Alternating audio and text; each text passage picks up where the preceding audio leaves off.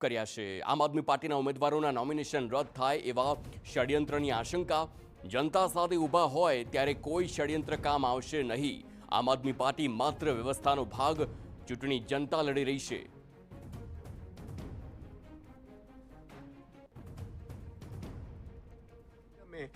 એક mega campaign પ્રચાર campaign launch પણ કરી રહ્યા છીએ કે હવે બહુ થયું, બદલીને રહેશું। સાથે સાથે મિત્રો આ 6000 જેટલા ઉમેદવારો ઊભા કર્યા છે આમ આદમી પાર્ટીએ અને આમ જનતામાંથી ઊભા કર્યા છે।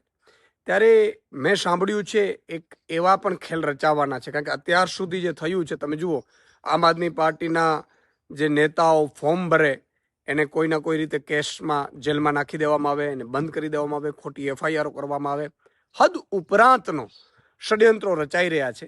ત્યારે અત્યારે જે રીતે માહિતી મળી છે પ્રમાણે હજી આમ આદમી પાર્ટીના ઉમેદવારોના નોમિનેશન રદ થાય કોઈ પણ પ્રકારે એવા પણ ષડયંત્રો રચાઈ રહ્યા છે। તો આ તરફ